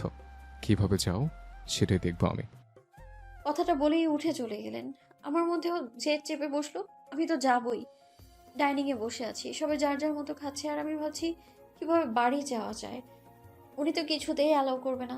মাথায় হঠাৎ একটা বুদ্ধি খেলে গেল। মামুনি, আমিও তোমার সাথে যাব। কোথায়? তোমার বাপের বাড়ি। নিবে না আমায়? তা নিব, কিন্তু তোর কোচিং? 2-3 দিনেরই তো ব্যাপার, কিছু হবে না। আমায় নিয়ে চলো না প্লিজ। না, তোমার কোথাও যাওয়া হবে না। না না, আমি যাব। আমি মানা করেছি, মানে না। মামু, ওনাকে একটু বলো না আমি যাব। আমার মোটেও কিছু ভালো লাগছে না। শুভ্র থাক, যেতে দে, বাচ্চা মেয়ে। বাবা, তুমি কাজ করে দিও না প্লিজ, এমনি ফাসিল মেয়ে একটা। এই তুই চুপ কর। রোদ মা, তুই আমার সাথে যাচ্ছিস? হ্যাপি? অনেক। উনি আমার দিকে রাগী চোখে তাকিয়ে আছে। তাতে আমার কি? আমার কাজ তো হয়ে গেছে। এবার দেখি শুভ্র বেবি, তুমি আমাকে কই পাও? আমি বিছানায় পা উঠিয়ে বই হাতে বসে আছি, আর আমার দিক ঠিক সামনেই দাঁড়িয়ে আছেন শুভ্র। আমি সেদিকে ভ্রুক্ষেপ না করে বইয়ের পাতা উল্টে চলেছি ক্রমাগত। ওনার দিকে না তাকিয়ে বুঝতে পারছি উনি আমার প্রতি চরম বিরক্ত। উনি বিরক্ত হন, দরকার পড়লে বিরক্তির ঠেলায় নাচানাচি করুক, হু কেয়ার্স। তুমি যাবে না। ওনার কথাটা আমার কানে ঢুকলো ঠিকই, আর সাথে সাথেই অন্য কান দিয়ে বেরিয়ে গেল। ওনার কথায় গুরুত্ব না দিয়ে আমি বইয়ের দিকে বেশ মনোযোগ নিয়ে তাকিয়ে আছি। ভাবটা এমন যে বইয়ের পাতা থেকে চোখটা সরলেই পৃথিবী ধ্বংস হয়ে যেতে পারে, আর আমি কিছুতেই সেই রিস্ক নিতে চাচ্ছি না। আমার ভাবের 12টা বাজিয়ে উনি বইটা টেনে নিয়ে ছুঁড়ে ফেললেন। এবার আর কি করার? অসহায় দৃষ্টিতে ওনার দিকে তাকালাম। কথা কানে যাচ্ছে না? যাচ্ছে তো। তাহলে কথাটা ভালো করে শুনে রাখো। তুই মার সাথে যাচ্ছ না। কিন্তু কেন? আমি বলছি তাই। আজীব তো। আপনার সাথে বিয়ে হয়েছে বলে আপনি কি আমায় ঘরে বন্দি করে রাখবেন? এটা কি ঠিক বলুন? আমি তো অন্য কারোর সাথে যাচ্ছি না, মামুনির সাথেই তো যাচ্ছি। আমি বাসায় থাকতে থাকতে উনি আমার মুখের দিকে কিছুক্ষণ তাকিয়ে থেকে বলে উঠলেন, আচ্ছা যাও, বাট কালকে চলে আসবে। কি পাগল নাকি? কালই তো যাচ্ছি, কাল কিভাবে আসবো? আমি কিছু জানি না, কাল চলে আসবে ব্যাস। বলেই উনি রুম থেকে বেরিয়ে গেলেন। বললেই হলো নাকি কাল চলে আসবে? একবার গেলে 1 মাসেও আমার দেখা পাবে না Bachchu. Just wait and watch. সকাল 10টা। আমি ব্যাগ প্যাক করছি আর উনি ঘরের মধ্যে পায়চারি করছেন। দেখে মনে হচ্ছে বেশ টেনশনে আছেন। কি ব্যাপার, এভাবে দৌড়াচ্ছেন কেন? এক্সকিউজ মি, আমি দৌড়াচ্ছি না, হাঁটছি। তো এভাবে হাঁটছেনই বা কেন? আপনার অফিসেই আর ইম্পর্টেন্ট মিটিং? সেটা নিয়ে তোমাকে ভাবতে হবে না। আচ্ছা, না গেলে হয় না? না, হয় না। তাহলে আমিও যাব। হোয়াট? বলে কি? উনি সাথে থাকলে তো পুরো প্ল্যানটাই নষ্ট হয়ে যাবে। যেভাবেই হোক ওনাকে তো আটকাতেই হবে। আপনি কেন যাবেন? তোমাকে আমার ভরসা হচ্ছে না, যদি পালিয়ে যাও। লাইক সিরিয়াসলি, আপনার মাথায় এরকম থার্ড ক্লাস চিন্তা কেমনে ঘুরে? আর আপনি সাথে গেলে আদর্শ স্বামী স্ত্রী হওয়ার মহান ড্রামা করা লাগবে। সেটা না আপনার পক্ষে সম্ভব আর না আমার পক্ষে। এখন ভেবে দেখুন। উনি চুপ করে আছেন, হয়তো প্ল্যানটা কাজে লেগেছে। কিছুক্ষণ চুপ করে থেকে বলে উঠলেন, শিহাব থেকে দূরে থাকবা। আমি অবাক হয়ে ওনার দিকে তাকালাম। এই শিহাবটা আবার কোন পদার্থ? শিহাবটা আবার কে? আর দূরেই বা থাকতে যাব কেন? শিহাব মামুর ছেলে, 1 নম্বরের ছ্যাচরা। সুন্দরী মেয়ে দেখলে পিছে লেগে যায়। আর আমার জিনিসে ওর বরাবর এক্সট্রা নজর লেগে থাকে। আগে নীলের পেছনে লেগে থাকতো, এখন নিশ্চয়ই তোমার পেছনে লাগবে। ইচ্ছে তো করে। 1 second, 1 second. What did you say? আমি আপনার জিনিস? সেটা কখন বললাম? মাত্রই বললেন। আমাকে আপনার জিনিস বলে মনে হয়? তুমি ভুল শুনেছ। আমি বুঝাতে চাচ্ছিলাম তুমি এবারের বউ। সো তোমার সাথে উল্টাপাল্টা কিছু হয়ে গেলে তো মান সম্মান আমাদেরই যাবে নাকি? তাই বলছি, শিহাব থেকে দূরে থেকো। মার সাথে যাবে, সবসময় মার সাথে সাথে থাকবে, মার সাথে ঘুমাবে। শিহাবের সাথে ফর্মালিটি দেখিয়েও কথা বলার দরকার নেই। ওর থেকে ডিস্টেন্স বজায় রাখবে। ওর হাতে কিচ্ছু খাবে না, মাথায় ওড়না রাখবে। ওয়েট, আপনি একটা কাজ করুন, সবগুলো কাগজে লিখে দিন, আমি মুখস্থ করে নিব। তুমি আমার সাথে ফাজলামো করছো? তো কি করব শুনি? আমি কি বাবু নাকি যে? তোরা ঝগড়া করছিস নাকি? কথাটা শুনে দুজনেই দরজার দিকে তাকালাম। মামুনি দাঁড়িয়ে আছে, হাতে একটা লাল শাড়ি। আমরা দুজনেই থতমত খেয়ে দাঁড়িয়ে আছি। কি বলবো বুঝতে পারছি না। আমাদের এইভাবে তাকিয়ে থাকতে দেখে মামুনি আবারও বলে উঠলেন, কি ব্যাপার, তোরা ঝগড়া করছিস কিন্তু কেন? আমি মোটেও ঝগড়া করছি না, সব দোষ তোমার ছেলের। উনি আমাকে কিছুতেই যেতে দিতে চাইছে না। শুভ্র, তুই ওকে যেতে দিতে চাচ্ছিস না কেন? আমি মনে করেছি নাকি? নিয়ে যাচ্ছেও যাও, কিন্তু তোমার গুণধর ভাইপোকে আমার বউ থেকে দূরে থাকতে বলবে। উল্টা বলতে কিছু করলে আমার থেকে খারাপ কেউ হবে না। বলেই রেগে বেরিয়ে গেলেন। মামুনি কিছুক্ষণ সেই দিকে তাকিয়ে থেকে আমার দিকে তাকালেন। মনে হচ্ছে অবাক হয়েছেন, হওয়ারই কথা। আমি নিজেও চরম অবাক হয়েছি। ওনার মতিগতি কিছুই বুঝে উঠতে পারি না। তবে ওনার বলা আমার বউ কথাটা শুনে যেন প্রচন্ড আনন্দ লাগছে আমার। মামুনি আমার কাছে এসে বললেন, বাহ রোদ, আমার ছেলে তো তোকে নিয়ে খুবই ইনসিকিউর ফিল করে। প্রেম চলছে নাকি? মামুনি কথা মুখে এমন কথা শুনে আমি আরো অবাক হলাম। ছেলের বউয়ের সাথে কোনো শাশুড়িকে এভাবে কথা বলতে আমি আগে কখনোই দেখিনি। আমাকে মাথা নিচু করে থাকতে দেখে উনি আবার বলে উঠলেন, হয়েছে, আর লজ্জা পেতে হবে না। নে, এই শাড়িটা পরে চটপট তৈরি হয়ে নিচে চলে আয়। শাড়িটা বেশ সুন্দর। এমনিতেই লাল শাড়ি আমার ফেভারিট রং। আর মা বলে আমার গায়ে নাকি লাল রংটা বেশ মানায়। সুন্দর করে শাড়িটা পরে আয়নার সামনে দাঁড়িয়ে নিজেই অবাক হলাম। কি অসম্ভব সুন্দর লাগছে আমায়। হায় আল্লাহ, ইচ্ছে তো করছে নিজেই নিজের প্রেমে পড়ে যাই। নিচ থেকে মামুনির কণ্ঠ ভেসে আসায় ঝটপট রেডি হয়ে নিচে নেমে এলাম। নিচে নেমেই যেন বোকা বনে গেলাম। সবাই আমার দিকে হা করে তাকিয়ে আছে, ইভেন শুভ্র। নীরবতা ভেঙে মামুনি বলে উঠল, মাশাল্লাহ, খুব সুন্দর লাগছে। আজ আমার ছেলের বউ থেকে কারোর নজর সরবেই না। মামুও একই কথা বললেন। আমিও লজ্জামাখা হাসি দিয়ে মামুনির সাথে দরজার দিকে পা বাড়াতেই কেউ একজন আমার হাত টেনে ধরলো। পেছনে তাকিয়ে দেখি শুভ্র, চোখ দুটোতে রাগের আগুন জ্বালিয়ে আমার হাত ধরে দাঁড়িয়ে আছেন তিনি। আমি কিছু বুঝতে না পেরে প্রশ্নবোধক দৃষ্টিতে ওনার দিকে তাকালাম। ঠিক তখনই উনি বলে উঠলেন, শাড়িটা চেঞ্জ করে তারপর যাও। কেন? এই শাড়িতে তোমাকে ভালো লাগছে না। আর এত সেজেছো কেন? পেতনি লাগছে। এগুলো ক্লিন করে তারপর যাবে। শুভ্র, ওকে যথেষ্ট সুন্দর লাগছে। তোকে আর মাতব্বরি করতে হবে না, ছাড় ওকে। কিন্তু মা। আমি ছাড়তে বলছি। মামুনির কথায় উনি আমায় ছেড়ে দিলেন, কিন্তু চোখ দেখে মনে হচ্ছিল পারলে এক্ষুনি খেয়ে ফেলেন আমায়। গাড়িতে বসে আছি, আমার পাশেই মামানি। ভাবছি এখান থেকে বাসায় যাওয়ার জন্য মামানিকে কিভাবে রাজি করানো যেতে পারে।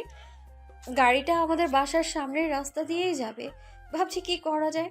গাড়িটা আমাদের বাসার কাছাকাছি আসতে ন্যাকা কান্না শুরু করে দিলাম। কি ব্যাপার, কাঁদছিস কেন? এমনি। মোটেও এমনি না। এমনি এমনি কেউ কাঁদে নাকি? বল, কি হয়েছে? আম্মুর জন্য মন খারাপ লাগছে। হঠাৎ করে মন খারাপ কেন লাগছে? এই রাস্তায় এসেই মনটা খারাপ হয়ে গেল। সামনেই আমাদের বাসা, অথচ আমাকে বাসাটা পাস করে চলে যেতে হচ্ছে। ইস, কাঁদিস না মা। একটা কাজ কর, সামনে নেমে ওদের সাথে দেখা করে নে, তাহলেই তো হয়। না থাক, কেন? ওদের সাথে দেখা হলেই তো থাকতে ইচ্ছে করবে। কবে থেকে দেখি না। আম্মু আব্বু ছাড়া তো কখনো থাকিনি, কিন্তু বিয়ের পর তাদের দেখার জন্যও বাহানা লাগে আমার। এভাবে বলছিস কেন? আমরা কি ওই টাইপ শ্বশুর শাশুড়ি নাকি? আমার মেয়েটা কাঁদবে আর আমরা চেয়ে চেয়ে দেখবো? ভাইয়ার বাসা থেকে এসেই তোকে আর তোর বাবা মার কাছে পাঠাবো, কেমন? মামনি, তার চেয়ে আমি আজ থেকে যাই। Please please. এমনিতেও তো ওখানে আর মন বসবেই না, সবসময় খারাপ লাগবে মনটা আমার। কিন্তু কোনো কিন্তু না, প্লিজ। আচ্ছা যা। আর একটা কথা মামনি, কি? ওনাকে এক্ষুনি বলো না যে আমি আমাদের বাসায় আছি। উনিটাকে? উফ, তোমার ছেলে। আচ্ছা, কিন্তু বলবো না কেন? তুমি তো জানো না তোমার ছেলে আস্ত একটা খাটাস। যদি জানে আমি বাড়ি চলে গেছি তো এই মুহূর্তে তুলে নিয়ে যাবে। কি হলো, চুপ হয়ে গেলি কেন? না মানে, তোমাকে অসুস্থ অবস্থায় একা ফেলে চলে যাচ্ছি তাই বকবে অনেক। আচ্ছা ঠিক আছে, বলবো না। এবার একটু হেসে দেখা তো।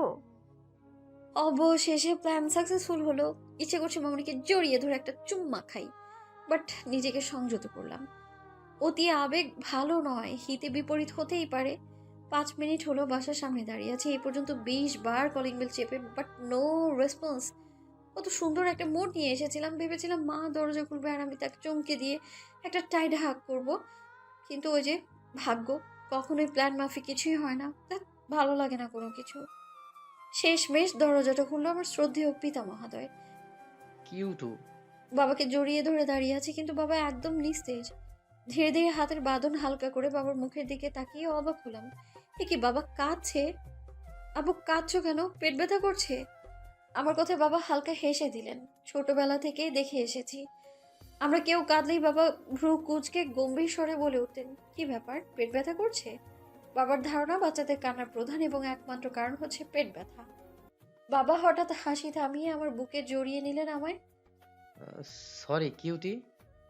কেন? এত তাড়াতাড়ি আমার থেকে দূরে সরিয়ে দেওয়ার জন্য, তোর স্বপ্নগুলো বলে দিতে বাধ্য করার জন্য, আমার বাচ্চাটাকে রাতারাতি অন্যের ঘাড়ে চাপিয়ে দেওয়ার জন্য। তুমি চুপ করবা?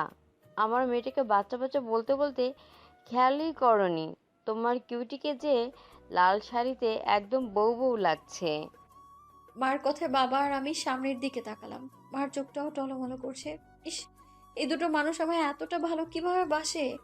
মা ছুটে এসে যেই না আমার জড়িয়ে ধরবে, তখনই মার পেছন থেকে কেউ একজন বলে উঠল, কি ব্যাপার, এখানে বুড়ি বুড়ি গন্ধ পাচ্ছি? ভাইয়া। বাহ, মাশাল্লাহ, আমার বোনটাকে লাল শাড়িতে একদম পেতনির মতো লাগছে। মা, দেখেছো আমি নাকি পেতনি? ভালোবাসার মানুষগুলো আশেপাশে থাকলে সময়গুলোকে স্ট্যাচু বলে দাঁড় করিয়ে দিতে ইচ্ছে করে, কিন্তু তা তো আর হবার নয়। তাই দেখতে দেখতে 3টা দিন কেটে গেল। এ পর্যন্ত মামানির সাথে বেশ কয়েকবার কথা হয়েছে। মামানি আজই বাড়ি ফিরেছে। শুভ্র আমাকে তার সাথে না দেখতে পেয়ে কেমন রিয়াকশন দিতে পারে তাই ভাবছি। ওরা কি আদৌ যায় আসবে আমার থাকা না থাকাতে? হয়তো কাজ আর ফাইলের ভিড়ে আমি ওনার মাথা থেকেই বেরিয়ে গিয়েছি। এসব ভাবতে ভাবতে ঘুমের রাজে পাড়ি জমালাম। কতদিন স্বপ্ন দেখা হয় না। আজ একটা মিষ্টি স্বপ্ন দেখলে মন্দ হয় না, কিন্তু তার হলো কই? চোখটা খুলে ঘুমো ঘুমো চোখে কাউকে সোফায় পা ঝুলিয়ে বসে থাকতে দেখলাম। থাকুক বসে, ছেলে পা উঠিয়ে বসে থাকুক, কার কি যায় আসে? কিন্তু আমার রুমে কেউ এইভাবে কেন বসে থাকবে? তার উদ্দেশ্য কি হতে পারে? এত সব চিন্তাকে জলাঞ্জলি দিয়ে রহস্য উদ্ঘাটনের জন্য চোখ দুটো পুরোপুরি খুলে লোকটার মুখের দিকে তাকালাম, আর তাকিয়ে খেলাম একটা বাস। এ কি, এ তো শুভ্র। আ- আপনি এখানে কি করছেন? ঘুম ভেঙেছে? এবার চলো। কোথায়? যেখান থেকে এসছো। দেখুন, আমি যাব না। কিন্তু কেন? সত্যি তো কেন যাব না, কারণটা তো এই মুহূর্তে মাথায় আসছে না। 5 মিনিট টাইম দিলাম, গেট রেডি। কথাটা বলেই উনি বেরিয়ে গেলেন, আর আমি বিছানায় পা ছড়িয়ে মুখ গোমড়ো করে বসে আছি। ঘড়ির দিকে তাকিয়ে দেখলাম মাত্র 6টা বেজে 4 মিনিট। কোনো ভদ্রলোককে আমি আদৌ সকাল 6টায় মুখ উঠিয়ে শ্বশুরবাড়ি আসতে দেখিনি। ইনি পৃথিবীর সেই প্রথম মহামান্য ব্যক্তি। খাবার টেবিলে মুখ গোমড়া করে বসে আছি। আমার এক পাশে শুভ্র আর অন্য পাশে ভাইয়া বসে গপাগপ খেয়ে চলেছেন। ইচ্ছে তো করছে জগের পানিটুকু দুটার মাথায় ঢেলে দিয়ে একদম। কি ব্যাপার ঋতু, খাচ্ছিস না কেন? আমি খাচ্ছি না তাতে তোমার কি? হ্যাঁ, খাও না, বেশি করে খাও। খেয়ে খেয়ে বেলুন হয়ে উড়ে যাও না। আরে এভাবে? কি হয়েছে রোদমা, এত হাইপার হচ্ছিস কেন? আমি যাব না। কিন্তু কেন? আমি অ্যাডমিশন পর্যন্ত এখানেই থাকবো, ব্যাস। রোদ, শুভ্র এসেছে তোমাকে নিতে, so you have to go. হ্যাঁ, এখন তো এটা আর আমার বাড়ি না, তাই না? বোঝা হয়ে গেছে তো আমার। বাবা থাকুক না কিছুদিন শুভ্র, অ্যাডমিশনের তো আর মাত্র 1.5 থেকে 2 মাস বাকি, রেখে যাও না প্লিজ। ওর তো আমাদের থেকে দূরে থেকে অভ্যাস নেই। অভ্যাস না থাকলে অভ্যাসটা গড়ে তুলতে হবে। আর তাছাড়া ওর কোচিংটা আমাদের বাসা থেকে কাছে হবে, আর আমি নিজে ওকে ড্রপ করবো, সো টেনশন ফ্রি থাকতে পারবো। এখান থেকে ও একা একা। আমি পারবো ম্যানেজ করতে, তাছাড়া ভাইয়া তো আছেই, ও দিয়ে আসবে। এই ডাফার বল, দিয়ে আসবি না? হ্যাঁ হ্যাঁ, তুমি একদম চিন্তা করো না, আই উইল ম্যানেজ। সরি ভাইয়া, বাট ওকে রেখে যেতে পারছি না। Please try to understand. ওনার এই কথাটুকু শুনেই আমি দৌড়ে গিয়ে রুমে দরজা দিয়ে বসে পড়লাম। আমি কিছুতেই যাব না, কেন জানি মনটা সাইয়ে দিচ্ছে না। বাবা, মা, ভাইয়া, শুভ্র সবাই দরজা ধাক্কিয়েও দরজা খুলতে না পারে। বাবা আর ভাইয়ার রিকোয়েস্ট আর মায়ের ইমোশনাল ব্ল্যাকমেলের বশবর্তী হয়ে উনি একাই বাড়ি ফিরতে বাধ্য হলেন। উনি চলে গেছেন, কথাটা শুনে আবার মনটা ভার হয়ে এলো। মন যে কখন কি চায় সে হয়তো নিজেই জানে না। দেখতে দেখতে 2 সপ্তাহ কেটে গেল। উনি একটাবার ফোন পর্যন্ত দেননি, দেওয়ার কথাও না। আমার ফোন নাম্বারই তো নেই ওনার কাছে। আগের ফোনটা তো উনিই ভেঙে টুকরো টুকরো করেছেন। এখানে আসার পর ভাইয়া ফোন কিনে দিয়েছে। যদিও এই নাম্বারটা মামনির কাছে আছে, উনি চাইলে তো মামনির কাছ থেকে ফোন নাম্বারটা নিতেই পারতেন। আজকে মনটা অনেক বেশি খারাপ লাগছে। ওনাকে একটাবার দেখতে পারলে। একটা দীর্ঘশ্বাস ফেলে চোখ দুটো বুজে নিলাম। হয়তো ঘুমেরা ধরা দিবে না, তবুও ব্যর্থ চেষ্টা করতে দোষ কি? আলসেমির চরম পর্যায়ে বলতে একটা কথা আছে। এই মুহূর্তে আমি সেই চরমে অবস্থান করছি। কম্বল আর বই স্তূপ সরিয়ে বাইরে যাওয়ার জন্য তৈরি হওয়ার মতো এই তুচ্ছ জিনিসটা আমার কাছে রীতিমতো মহামারী বলে বোধ হচ্ছে। তার উপর দিনটা যদি শুক্রবার হয় তাহলে তো কথাই নেই। কিন্তু তবু আমার উঠতে হলো, এবং চরম অনিচ্ছা সত্ত্বেও বাসার দরজা পেরিয়ে রাস্তায় পা ফেলতেই হলো। গন্তব্য আফরান স্যারের বাসা। ভদ্রলোক খুব কড়া হুকুম জারি করেছে, আমাকে তার বাসা থেকে সিট কালেক্ট করতে হবে। আর আমি তো বরাবরই ভদ্র মেয়ে, তাই চুপচাপ মাথা হেলিয়ে নাচতে নাচতে ওনার বাসার উদ্দেশ্যে রওনা দিয়েছি। 5 মিনিট যাবত আমি স্যারের বাসার সামনে দাঁড়িয়ে আছি। এই পর্যন্ত দুবার কলিং বেল চেপেছি, তৃতীয়বার চাপবো কিনা ভাবছি। কলিং বেল দুবারের বেশি চাপা উচিত না, এটা নাকি ম্যানারের মধ্যে পড়ে না। এই মুহূর্তে আমি নিজেকে কোনো মতেই ম্যানার্স প্রুভ করতে চাইছি না, রাজি নই আর কি। আমি আর বেশিক্ষণ ভাবতে হলো না, তার আগেই একজন বৃদ্ধা মহিলা দরজা খুলে দিল। মহিলাটার মুখে একটা চাকর চাকর ভাব আছে, ওনাকে দেখেই মনে হচ্ছে উনি এই বাড়ির কাজের লোক। তাও যেই সেই কাজের লোক নয় যারা সারাদিন মালিকের তোষামোদে ব্যস্ত থাকে, তেমন কাজের লোক। জি স্যার বাসায় আছে? যে স্যার আছে, আপনি ভিতরে আহেন। আরে ব্যাস, কি মারাত্মক শুদ্ধ ভাষা। না আমি ঠিক আছি, স্যারকে একটু ডেকে দেবেন, স্যার আসতে বলেছিল। আচ্ছা। মহিলাটা মাথা হেলিয়ে স্যারকে ডাকতে চলে গেলেন। যাওয়ার আগে পুরো দরজাটা আম্মুর ভাষায় হাঁ করে খুলে রেখে গেলেন।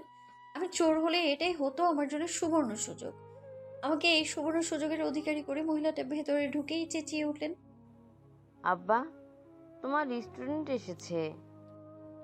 স্টুডেন্ট? বাহ, দারুণ উচ্চারণ। ইংরেজির ভুল উচ্চারণ করাটাও রীতিমতো একটা আর্ট, সবাই কিন্তু তা পারে না। কলেজের ইংরেজি প্রফেসর কখনোই স্টুডেন্টকে স্টুডেন্ট উচ্চারণ করতে পারবেন না। মূলত এই উচ্চারণ করাটা এদের অ্যাবিলিটির মধ্যেই পড়ে না। ওপাশ থেকে স্যার কি জবাব দিল আমার কান পর্যন্ত পৌঁছালো না। তার উত্তরটা হয়তো এমন হবে, ওয়েট করতে বলো। হ্যাঁ, আমিও করছি ওয়েট, বেশ উৎসাহ নিয়ে ওয়েট করছি। একজন প্রফেসর তার ছাত্রীকে ওয়েটিং লিস্টে না রেখে দেখা করবে, তা তো হতেই পারে না। তাতে প্রফেসর প্রফেসর ফিলিংটা তো আর আসবে না। প্রায় 10 মিনিট পর স্যার বাইরে বেরিয়ে এলেন। ভদ্রলোকে বড্ড এম্বারেসড বলে মনে হচ্ছে। তার অস্বস্তির কারণটা হলো তার লুঙ্গি।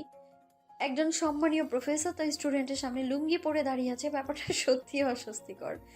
আর স্টুডেন্টটা যদি মেয়ে হয় তো কথাই নেই, উনি এমনভাবে লুঙ্গি চেপে ধরে দাঁড়িয়ে আছেন যেন এক্ষুনি খুলে গিয়ে কেলেঙ্কারি হয়ে যেতে পারে। আসসালামু আলাইকুম স্যার। ওয়ালাইকুম আসসালাম। রোদেলা, এই নাও 2টো সিট, আর বাকি সাজেশনটা কোচিন থেকে নিয়ে নিও। ওখানে গিয়ে আমাকে ফোন দিও, আমি বলে দিলেই হবে। Okay sir. স্যারকে সালাম জানিয়ে বেরিয়ে এলাম। বেশ বিরক্ত লাগছে, ইচ্ছে করছে নিজের চুল ধরে টানি। ভাইয়ার এত বলা সত্ত্বেও ফোনটা যে কেন সাথে নিলাম না। উফ, যে সাজেশনের জন্য এত কিছু সেটা না নিয়ে এবার বাড়ি ফিরতে হবে। সব সব নষ্ট, গাড়ি ভাড়া 1.5 ঘন্টা সময় দুটোই ওয়েস্ট। চরম বিরক্তি নিয়ে সিনচিতে বসে আছি। রাস্তায় একটা সাইনবোর্ড দেখে বিরক্তিটা আরো কয়েক ধাপ উপরে উঠে গেল। বাস স্ট্যান্ডে পাবলিক টয়লেটে বড় বড় করে বাংলায় লেখা বাথরুম। কি সব আজগুবি ওয়ার্ড, বাথরুমটা আবার কি রে ভাই? একেই হয়তো বলে আধুনিক বাংলার শুদ্ধ প্রয়োগ। মূর্খরা হঠাৎ জ্ঞানী হয়ে গেলে যা হয় আর কি। সবকটাকে ধরে চড়ানো উচিত। লিখতে না জানলে লিখতে যায় কেন এরা? যত সব। বাথরুম টপিক্সটা হয়তো আরো কিছুক্ষণ চলতো, কিন্তু হঠাৎ ব্রেক কষায় বাথরুম টপিক্স আর ব্রেক কষলো। কি মামা, সমস্যা কি? মার্ডার করতে চান? এখনই তো মুখ থুবড়ে রাস্তায় গিয়ে পড়তাম। আমি কি করুম আফা, সামনে এমন করে গাড়ি দাঁড় করাইলেন তো আমার আর কিছু করার নাই। কি? কোন শালা রাস্তার মাঝখানে গাড়ি দাঁড় করায় রে? হ্যাঁ, গাড়ি থাকলে কি কলিজা উঠাই দিতে হবে নাকি? কথাগুলো বলতে বলতে সিএনজি থেকে নেমে এলাম। ব্যাপক মুডে আছি। গাড়িওয়ালার কলার ধরে বড়দের মতো একটু ঝেড়ে দেব, কিন্তু তার হলো কই। উল্টো নিজেই চুপসে গেলাম। শুভ্র গাড়ির দরজা ধরে দাঁড়িয়ে আছে। এবারটার অ্যাকচুয়াল প্রবলেমটা কি তাই তো বুঝতে পারছি না আমি। সেদিন রিক্সার সামনে, তো আজ সিএনজি। উফ, মাথা থেকে সব ভাবনা ঝেড়ে ফেলে ওনার দিকে তাকালাম। ওনাকে খুব উস্কো খুস্কো লাগছে, মনে হচ্ছে কতদিন ধরে ঘুমোয় না। এখন আমার মনে হচ্ছে মামনি হয়তো ঠিকই বলেছিল। এই তো সেদিন মামনি ফোনে বলেছিল। রোদ, কেমন আছো মামনি? ভালো, চলে আয় না মা। অ্যাডমিশনের পরেই চলে আসবো। আজই চলে আয়। আই থিঙ্ক সুব্রতকে অনেক মিস করছে রে। আমার ছেলেটার চোখ মুখ একদম শুকিয়ে গেছে। আগের মতন কেমন যেন শুধু ঘরের মধ্যেই থাকে। তেমন কিছুই না, হয়তো কাজের চাপে আছে তাই অমন লাগছে। কারো ছোঁয়ায় ঘোর কাটলো। সুব্রত তার 2 হাত আবার 2 গাল জড়িয়ে ধরে দাঁড়িয়ে আছেন। আমি ওনার দিকে তাকাতেই এক ঝটকায় কোলে তুলে নিলেন আমায়। আমি কিচ্ছু বললাম না, শুধু ওনার দিকে তাকিয়ে আছি। ওনার চোখ দুটো টলমলো করছে, চুলগুলো এলোমেলো, দাড়ি বেয়ে গেছে অনেকটা। তবু কি সুন্দরী না লাগছে তাকে। আমাকে গাড়িতে বসিয়ে সিট বেল্ট লাগিয়ে দিলেন। আমাকে গাড়িতে কেন বসালেন? আমি সিএনজি করেই যাব। বলেই গাড়ির দরজা খুলতে গিয়ে বুঝলাম দরজা লকড। কি সমস্যা? দরজা কেন লক করেছেন? খুলুন বলছি। ওনার কোনো ভাবান্তর হলো না। উনি চুপচাপ গাড়ি চালাতে লাগলেন। আমি ওনাকে ক্রমাগত গাড়ি থামাতে বলছি, তার উত্তরে উনি শুধু একটা কথাই বলেছেন, উইদাউট রিজন যে আমার থেকে এতদিন দূরে থাকলে তার জন্য ইউ ডিজার্ভ আ পানিশমেন্ট। আর তোমার পানিশমেন্ট হলো আগামী 1 বছর বাপের বাড়ির নাম মুখেও নেবে না। হোয়াট? বললেই হলো। বললেই হলো? তোমারও বোঝা উচিত দূরে থাকাটা কত কষ্টের। কষ্ট? আমি না থাকাতে আপনার কষ্ট হয়েছে? Are you kidding with me? Hello বন্ধুরা, পরবর্তী পার্ট খুব, তো সবাই অপেক্ষায় থাকো। আর চ্যানেলটি যারা এখনো সাবস্ক্রাইব করনি তারা পরবর্তী পার্ট দেখার জন্য চ্যানেলটি সাবস্ক্রাইব করে সাথেই থেকো।